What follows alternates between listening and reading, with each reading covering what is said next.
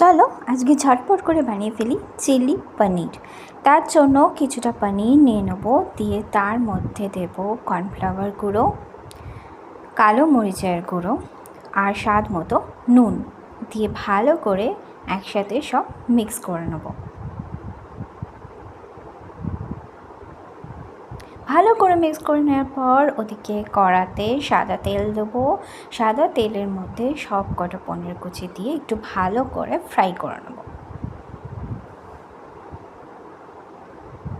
তেলটা একটু ভালো করে গরম করে তারপরে পনিরটা ছাড়বেন, না হলে নিচটা কিন্তু লেগে যেতে পারে। আচ্ছা, এক সাইডে আমি কিন্তু কুচনো গার্লিক মানে রসুন, পেঁয়াজ আর ক্যাপসিকাম কেটে রেখেছি। এই দিকে আমার পনিরটা বেশ একটু ভালো কড়া কড়া ভাজা হয়ে গেছে। এইবারে তেলে দিয়ে দিয়েছি রসুন কুচি, চপড অনিয়ন আর চপড ক্যাপসিকাম দিয়ে ভালো করে ভেজে নিয়েছি।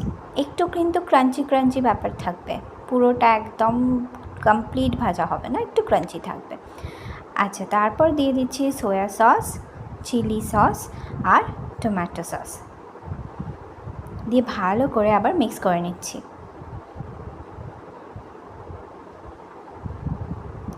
ভালো করে মিক্স করে নিয়ে ওতে আমি স্বাদ মতো একটু নুন দিয়ে দিয়েছি।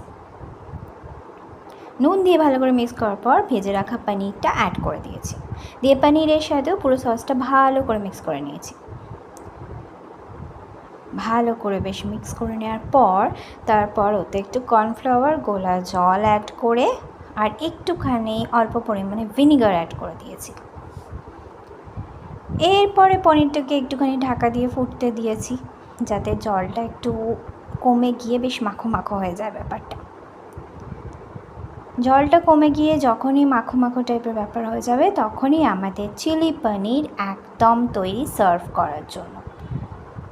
পরোটার সাথে, ফ্রাইড রাইসের সাথে কিন্তু দারুণ লাগে খেতে। এটা অবশ্যই ট্রাই করে দেখবেন, নিশ্চয়ই ট্রাই করেছেন, খুব ভালো লাগে খেতে, তাই না?